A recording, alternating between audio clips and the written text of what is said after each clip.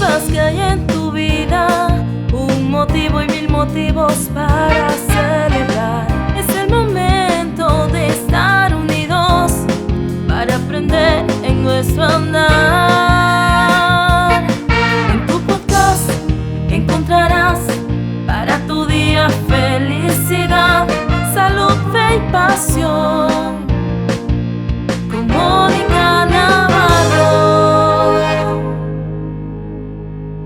¿Qué tal, amigos? Bienvenidos a Salud, Fe y Pasión. Es un honor para mí tener en nuestros estudios aquí en San Antonio a David Griesborg, un hombre que se ha dedicado toda su vida a fomentar la paz, a hacer muchos proyectos en pro de Israel. Él es de origen judío y el día de hoy nos va a hablar de este tema tan importante, que está tan candente, porque Israel está bajo la lupa a nivel mundial, con tantos problemas que han sucedido recientemente, pero que lleva años en guerras, en conflictos, y siempre ha salido adelante gracias a su gente, gracias a sus gobernantes y gracias a personas como David, que también ayudan a difundir la paz.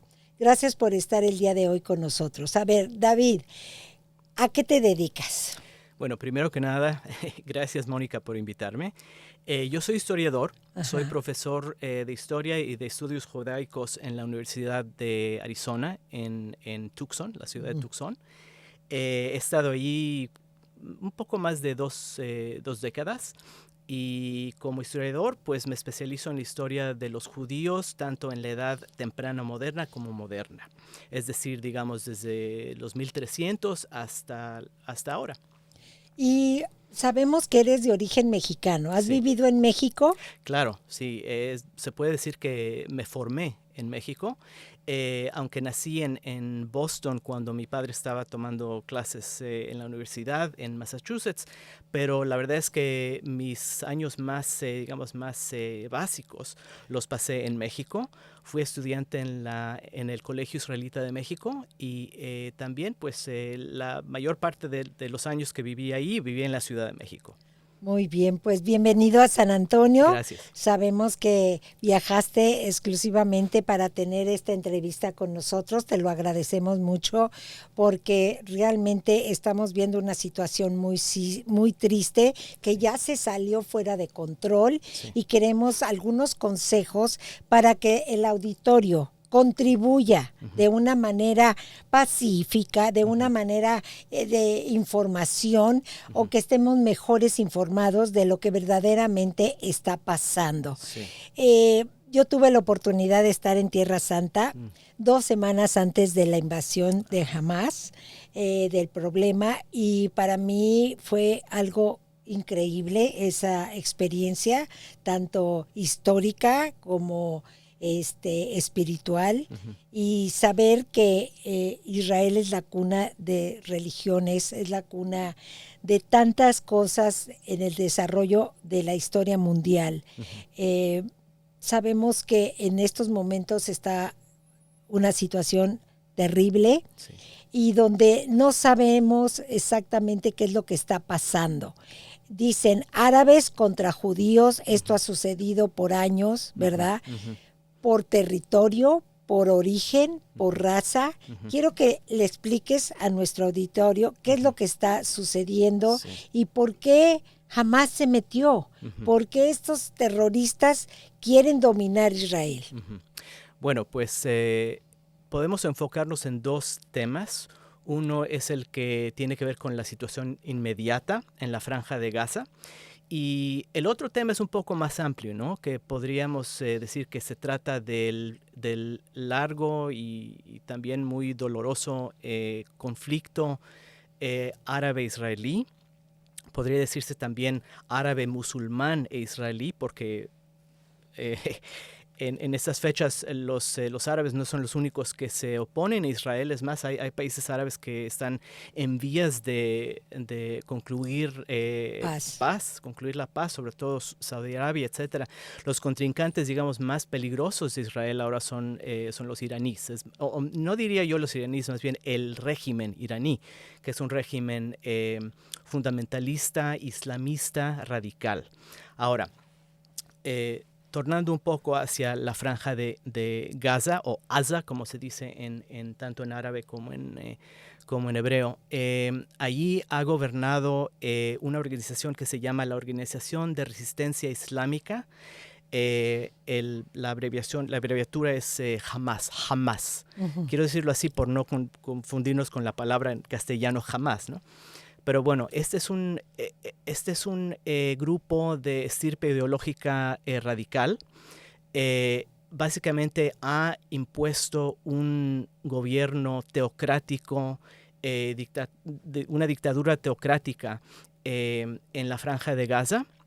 Fueron elegidos en elecciones realmente, relativamente abiertas, pero desde ese punto, en el 2006, se han ocupado de imponer su poder, sus deseos sobre la población en su totalidad. Y en lugar de crear una infraestructura civil para los habitantes, se han dedicado a construir armamento y túneles para atacar a un país ajeno, es decir, a Israel. ¿Quiénes los patrocina? Pues vemos que son clientes del Emirato de Qatar, y además también los apoyan tanto el régimen iraní como sus secuaces en Siria y en Líbano.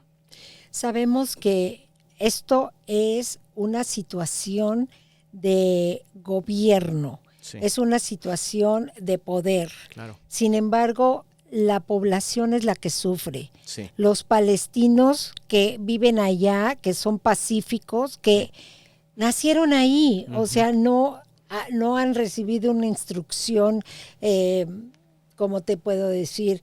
Una instrucción militar, ni de terrorismo, Sí. sino que verdaderamente no tienen la culpa de estar establecidos ahí, y ellos Sí. también sufren. Sí, claro. La situación con Israel, ellos quieren, ¿verdad?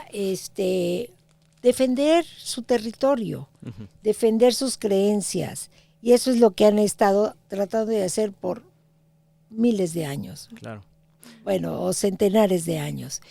Explícanos de qué manera Hamas quiere apoderarse de Israel y Sí. cuál es su propósito. Sí.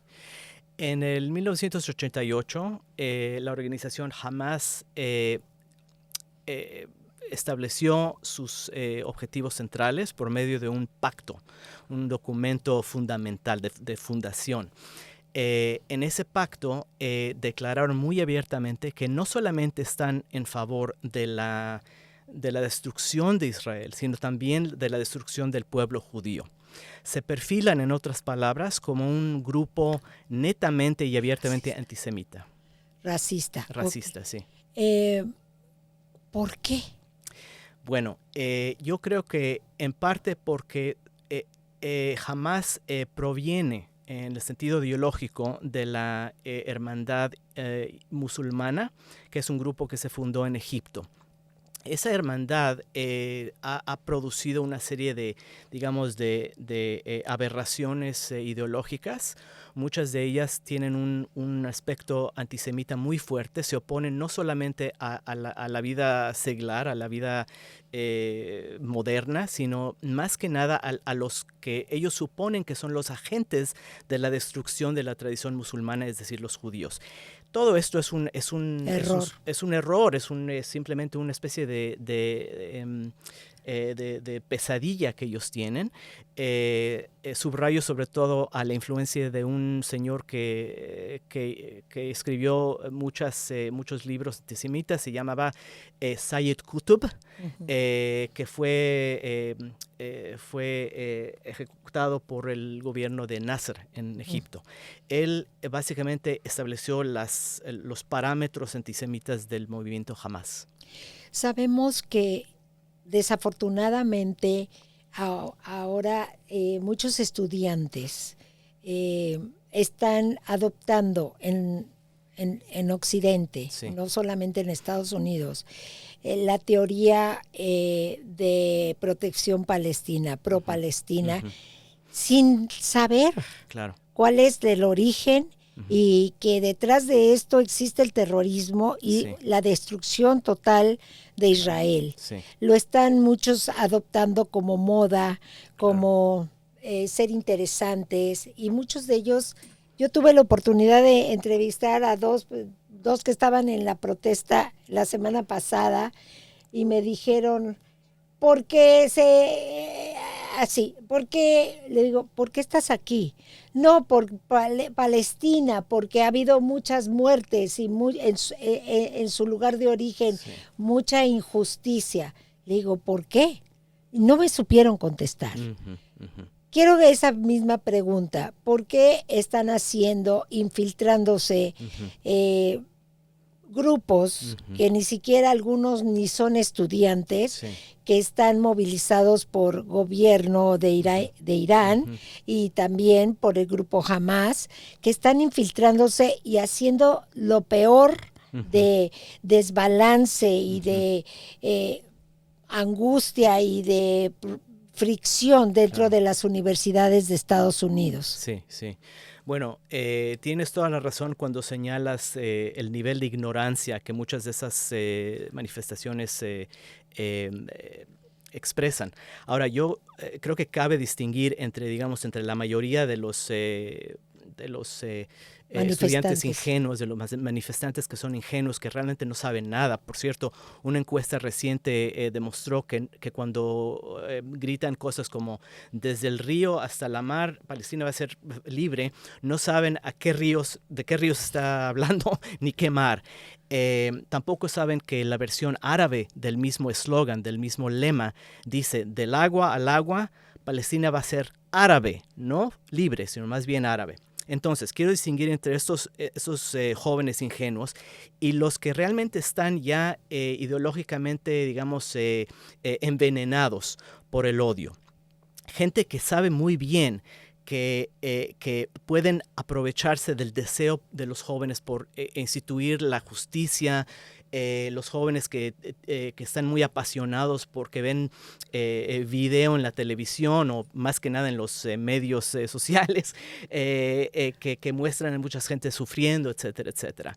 Si nosotros nos hubiéramos congelado un momento específico en la Segunda Guerra Mundial, por ejemplo, el bombardeo de Japón o el bombardeo de Alemania por los aliados, podríamos haber dicho, como dicen estos jóvenes, alto a la muerte, alto a la destrucción, violencia, etcétera. Pero eso, si hubiéramos hecho eso, lo hubiéramos todo tornado fuera de contexto, ¿no? Lo hubiéramos tergiversado de varias maneras. ¿Por qué? Porque estamos hablando de una organización terrorista radical de tipo Al-Qaeda, que ha tomado poder en Gaza y ha sacrificado casi a toda la población de la franja, tomándolos a ellos mismos como rehenes, ya no digamos a varios israelíes como rehenes. Entonces, están los organizadores que realmente no quieren admitirlo, pero están abiertamente en contra de Hamas. Por cierto, nunca critican a Hamas, cosa que hay que notar, y los jóvenes que se sienten, que por primera vez en su vida están uniéndose a una causa justa. Pero no hay que ser naive, no hay que ser inocente. Hay que informarse, hay que leer, hay que aprender antes de tomar una posición moral así muy fuerte y que suena muy bonita, pero que puede ser víctima de Sí, mala información. y la llamada de atención Sí. como estudiante, ¿no? Exacto. De defender el derecho Sí. y lo pueden hacer por antisemitas, ¿verdad? O lo pueden hacer por porque sus padres les dijeron no, los judíos, bla, bla, bla. Sí. O también por decir, bueno, mala información sobre el sufrimiento de los Sí, palestinos, sí, sí, de sí. que no tienen un lugar establecido, de Claro. que siempre han estado bajo la sumisión, Ujú, ¿verdad? ujú. Judía. Sí. Entonces, No solo judíos, sino también egipcia y jordana. egipcia, Sí. bueno, pero como ahorita estamos Claro, claro. refiriéndonos a nada A más la historia más reciente. a la historia más Sí. reciente. Entonces, David, un consejo Ujú. a los padres de estos jóvenes Sí, sí. que además de están a punto de graduarse Ujú, y ujú. ahorita ir a la universidad, pues no hay clases, no pueden concentrarse los que están ahí Sí, sí, sí. a que van a estudiar. Ujú. Los padres todavía pueden ejercer un Sí. poco de influencia. Claro. Decir, no lo hagan. Claro. O si quieren defender sus derechos o tener sus opiniones, estamos en un país libre de expresión. Sí.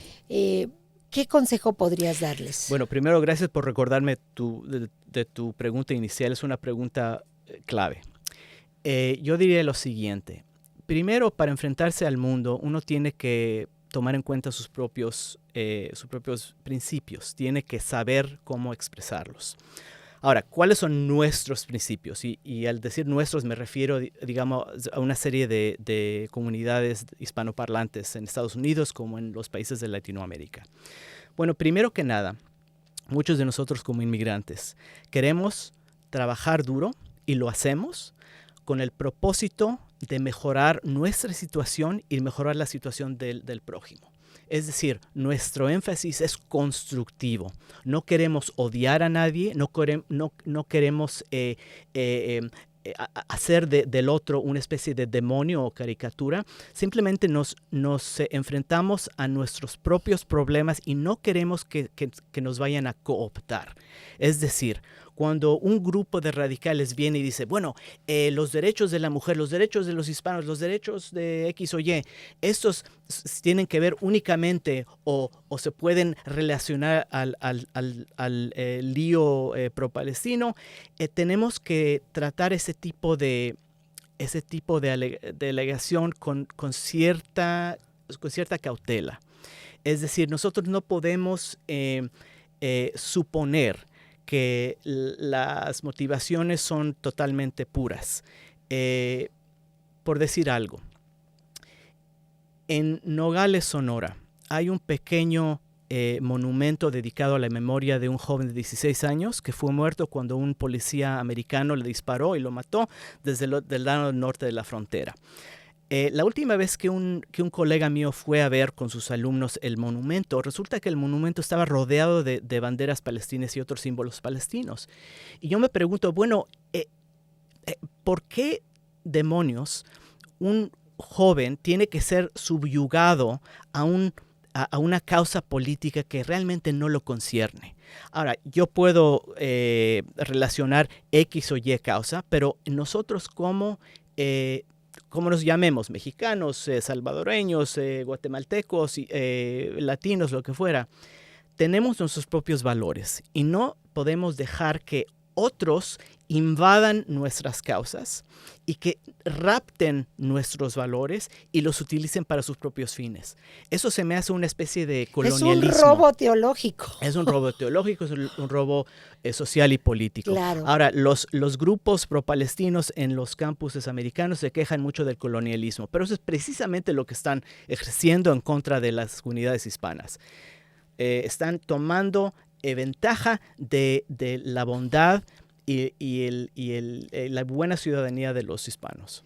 Y también en este episodio tenemos al encargado de representar la organización Academic Engagement Network, que es la que invitó a David para que nos informara sobre el conflicto en Israel y sobre estas manifestaciones de pro-palestinos que están sucediendo en muchas universidades del estado de Texas y de la nación.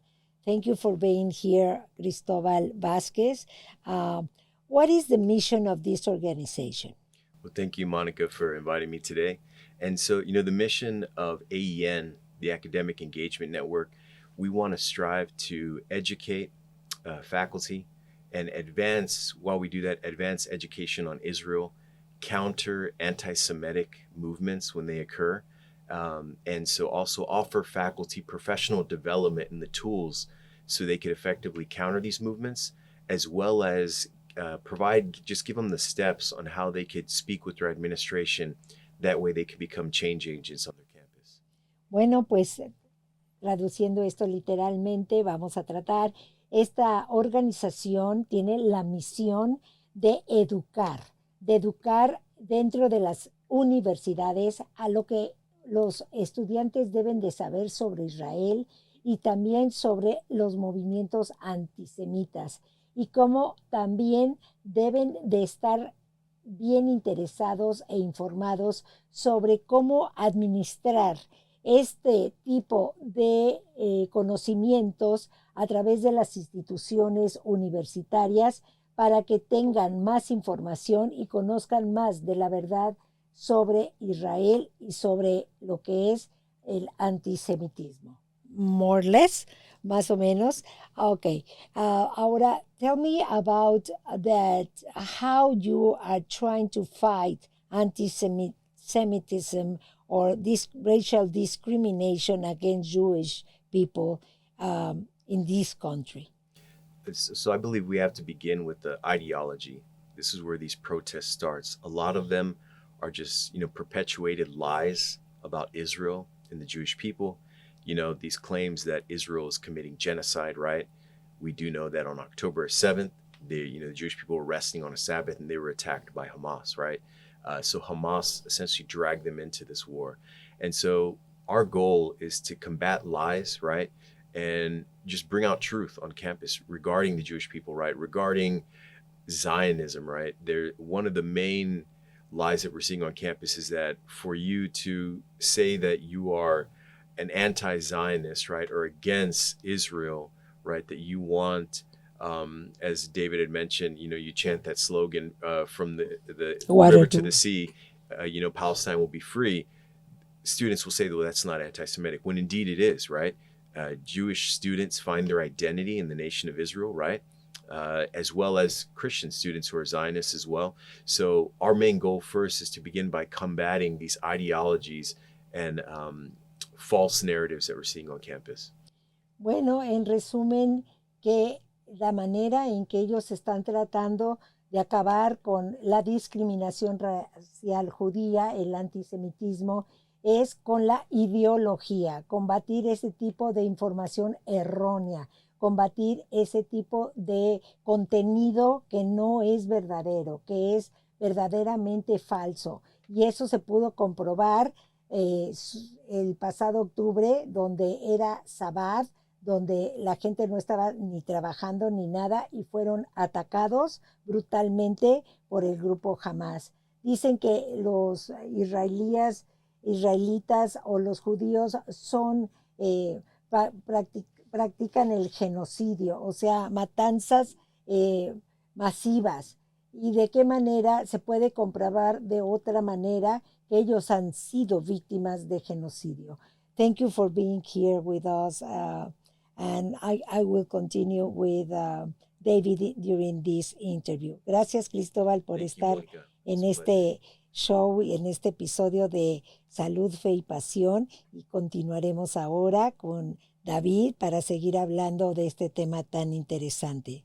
Muchas gracias. Thank you. Y eso es muy importante porque desafortunadamente en nuestro grupo étnico la información internacional no tiene el interés que pueden tener otros grupos. Sí. Para el latino es salir día al día al campo, salir a trabajar, Sí. y las noticias Están a un lado. O O me más voy que un a lado, sí. me voy a proteger del crimen, de que Ujú. mañana me saquen una pistola Exacto. o de que me roben, pero la información Ujú. global de lo Ujú. existente, Sí. de la historia contemporánea, está muy a un lado. Exacto. Y por eso es tan importante tu mensaje, Sí. porque queremos llegar a esa población de que entiendan el problema, de que no es una situación que por años ha afectado a los judíos, que bueno, Hitler, todo lo que hizo, y desde antes, Sí. ¿verdad? Ustedes siempre han estado marginados por el racismo, por grupos que han estado en contra de lo que ustedes han sido, Sí. grandes científicos, grandes arquitectos, grandes historiadores, grandes genios de la tecnología, etc. Y así puedo irme, ¿verdad? Echándoles flores, ¿verdad? Gracias. De varias Pero, maneras, bueno, pero lo que estás- pero perdón. eso es lo que yo quiero entender y para que Absolutamente. llegue Sí. a nuestra gente. Lo que estás diciendo en esencia, entre otras cosas, es que uno debe instruirse. Si tiene la gran suerte de enviar a su hijo, a su hija o a sus hijos a una universidad americana, es para que los jóvenes se instruyan, para que aprendan, para que hagan preguntas, no para que salgan con eslóganes ya preparados desde un principio. El decir, bueno, yo estoy en favor de este grupo y en contra de este grupo, se me hace una actitud extremadamente reductiva. Yo puedo decir, por ejemplo, que yo en lo personal estoy en favor de la libertad tanto para los judíos, del pueblo judío, como para los palestinos. Es decir, yo quiero seguridad y libertad y progreso para los judíos, para mi propio pueblo, como también para mi pueblo mexicano y también para los palestinos. Es decir, no quiero que los domine un gobierno teocrático, un gobierno corrupto de dictadura como lo es el gobierno de la OLP en Cisjordania. Es decir, que esa manera de ver las cosas en blanco y negro es demasiado simple y es de no fiarse. Exacto. Ahora, ¿cómo podremos resolver este problema? Háblale a un estudiante que nos está escuchando en estos momentos y que es manifestante pro-palestino. Sí. ¿Qué le dirías en este momento tú? Sí. Buena pregunta. Yo empezaría diciéndole en inglés, not so fast. O sea, no te apresures. Empieza a plantear preguntas antes de llegar a conclusiones. Aquí en tu universidad tenemos una serie de expertos, tanto pro-palestinos como pro-israelíes, etcétera, que saben de lo que están hablando. Y si tú empiezas como una joven que entrevistaron en Arizona, tú empiezas a manifestarte y no sabes qué quiere decir la palabra intifada, si no te acuerdas bien del apartheid en Sudáfrica, si no sabes los años de las guerras, si no sabes básicamente nada, es demasiado temprano para que te pongas una kefille, una bufanda pro-árabe, y empieces a hostigar al prójimo. Es decir, tienes que ser un poco, digamos, consciente, modesto o modesta, abierto o abierta al mundo, no plantearte a ti mismo soluciones, sino más bien preguntas, entender todo a fondo. Como te digo, el ser pro-palestino y pro-israelí no tiene que excluirse uno al otro. Y eso es una mentira que precisamente promueven los organizadores de las manifestaciones, que uno tiene a fuerza que oponerse a la existencia de Israel para poder apoyar los derechos humanos de los palestinos. Mentira. Es mentira, es una mal concepción Totalmente. de esto. ¿Cuál es el futuro de Israel? Desde tu punto de vista como historiador. Sí. Bueno, yo visité Israel hace un par de semanas. Estuve con familiares ahí y bueno, yo encontré una sociedad muy fuerte, dolida, por cierto, triste, pero muy fuerte. ¿Por qué? Primero que nada porque la mayoría de los israelíes, estoy hablando aquí no solamente de judíos, sino también de árabes. Y por Exacto. cierto, un 20 a 25% de la ciudadanía israelí es árabe, palestina. O sea, israelitas. Son israelíes, más bien. Israelíes, Sí. ok. En fin, es una sociedad fuerte porque entienden su propia responsabilidad de llevar al país adelante, país que ellos sienten que son propietarios del país. En ese sentido, yo soy bastante optimista en cuanto a Israel. Existen muchos peligros, pero aún así yo creo que Israel va a, no solamente a sobreponerse sobre el odio y el miedo, sino también va a poder llegar a acuerdos, ya digamos, como a los que llegó con Jordania, con Egipto, ahora posiblemente con Saudi Arabia. Entonces, los últimos podrán ser los palestinos o los iraníes, pero aún así la paz va a suceder. Qué bueno que seas tan optimista, pero ¿cuál es el origen de miles de años del conflicto en Gaza? Bueno, el conflicto en Gaza se plantó desde hace mucho tiempo. Básicamente lo que pasó es que en base al proceso de paz de Oslo, Okay. La franja iba a ser gobernada por lo que se llama la Autoridad Palestina. Supuestamente la Autoridad Palestina iba a promover la democracia e iba a promover la construcción de una infraestructura civil para que la paz fuera sostenida por la mirada hacia el futuro. Pero lo que pasó es que Hamás se impuso, mató a muchos integrantes, muchos funcionarios de la OLP y así instituyó un régimen de guerra totalmente comprometido a la destrucción de Israel. No que la OLP sean muy buenos amigos de Israel, pero a la vez tienen una actitud un poco más, digamos, más práctica.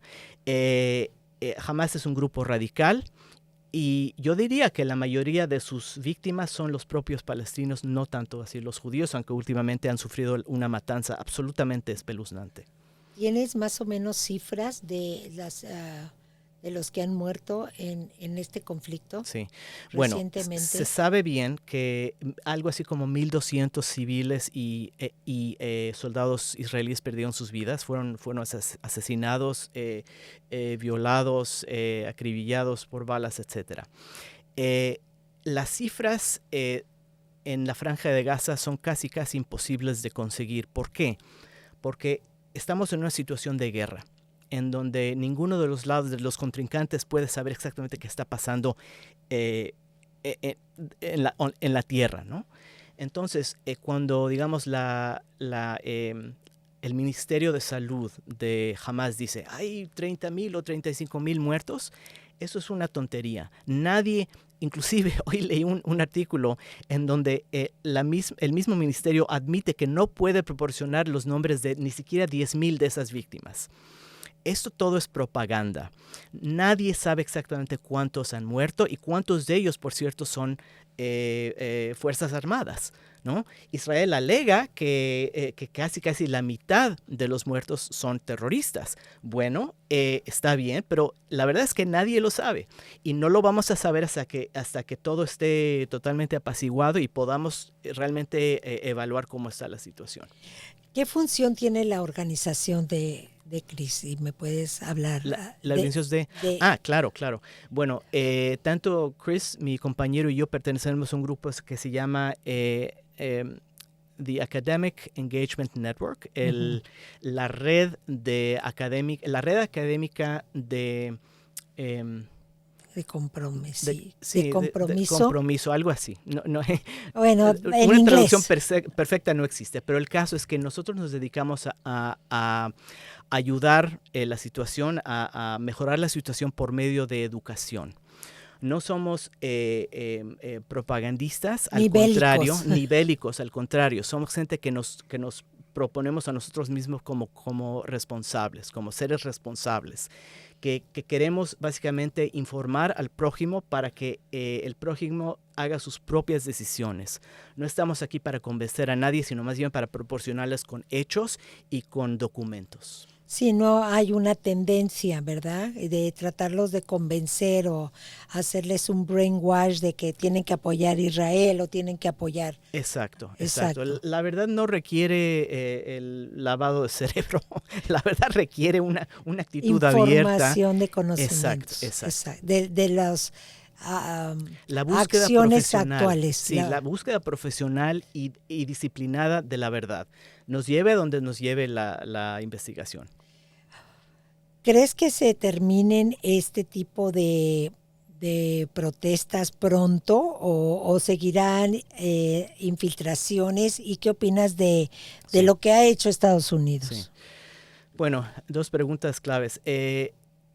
Yo diría que las protestas, las manifestaciones pueden seguir si son apremiadas, es decir, si un público, digamos, más amplio las trata como si fueran legítimas o como si no tuvieran un aspecto totalmente artificial, ¿no? Porque vemos, por ejemplo, que todas las tiendas de campaña en los campamentos de estudiantes son las mismas, es decir, alguien, ya hablamos también del Emirato de Qatar, está proporcionando los fondos para mantener este tipo de presión política.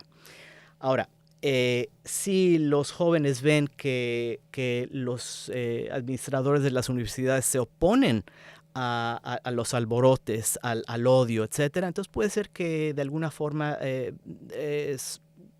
no crezcan las manifestaciones, aunque van a seguir de alguna forma, ¿no? ¿Existen estos conflictos en tu universidad también? Claro, sí. En cualquier universidad de tamaño, universidad estatal de tamaño considerable, hay campamentos de este tipo, ¿no? Anti-israelíes, anti-judíos inclusive. Ahora, en la Universidad de Arizona la situación no es muy, muy grave, aunque han pasado cosas muy feas, pero no estamos hablando de la Universidad de Columbia o de UCLA, etcétera. Ahora, la segunda pregunta que me habías planteado tiene que ver con la actitud y las políticas de Estados Unidos. Exacto. Esta es netamente mi opinión, como dicen en inglés, take it or leave it, ¿no? Pero yo diría lo siguiente, que la administración de Biden está ahora dividida. Quizá el propio Biden esté un poco titubeando, ¿no? Porque por un lado tiene a su partido que tiene un lado, una franja radical, ¿no? Y él siente la obligación de apaciguar a esa franja. Y por lo tanto critica mucho a Israel. Por otro lado, se sabe muy bien que él es una persona que apoya a Israel de principio. Y por esa razón no va a dejar de, por ejemplo, enviarle armamento a Israel. Ayuda. Y también entiende el peligro que representa a Estados Unidos, tanto Hamas como el islamismo radical. Por lo tanto, yo creo que va a seguir declarando cosas muy que se contradicen, ¿no? Pero la verdad es que, bueno, en realidad el país de Israel es independiente y se va a poder sobreponer, diga lo que diga el gobierno americano. Existe un temor de personas conscientes, de personas conservadoras, que después del ataque de Irán en Israel, ¿qué es lo que pasa? ¿Qué va a suceder? Pues el siguiente es Estados Unidos. ¿Qué opinas al respecto? Pues afortunadamente, en este último ataque que se llevó a cabo, no fueron solamente los israelíes que causaron que este ataque falle, sino también los americanos, el ejército americano, el ejército inglés y, si mal no recuerdo, el ejército jordano. Es decir, existe una coalición bastante fuerte que, bueno, dudo que puedan completamente pacificar a un gobierno agresivo como el de Irán, pero aún así yo creo que les debe dar algún miedo a los del régimen de los mulas, ¿no? Porque entienden que el mundo está unido en su contra y que así como Estados Unidos no acepta que se ataque a Israel, así tampoco va a aceptar ser atacado directamente. David, tú como judío, y como judío mexicano, que es doble, porque eres judío, mexicano, latino. Has sido víctima de discriminación racial por generaciones, por tu origen. Sí. ¿Cómo te sientes de que sin deberla ni temerla, ¿verdad?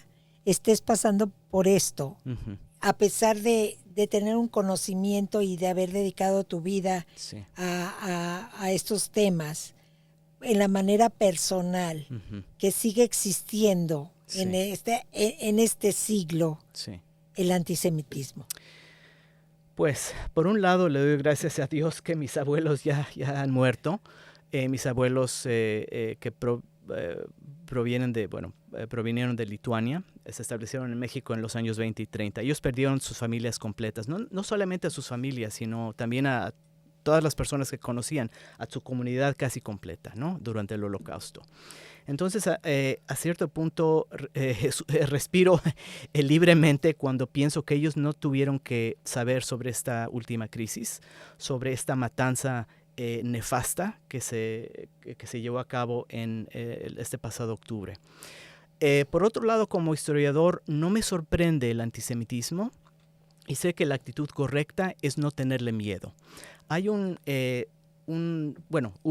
un rabino jasídico en Ucrania en el siglo XVIII, a quien se le atribuyó la siguiente frase: el mundo entero es un puente muy estrecho, pero lo más importante es no tener miedo. Por lo tanto, yo trato como persona constructiva, como persona que ejerce su profesión, precisamente ser constructivo, no tenerle miedo a la realidad. Sé que muchos de mis hermanos y hermanas judíos ahora están pasando un trauma muy serio, pero aún así yo pienso que todo esto se va a resolver de alguna forma y que debemos más que nada que apoyar nuestra propia dignidad. Y eso lo hemos hecho a través de miles de años. O sea que ningún asalto nos va a hacer cambiar de idea.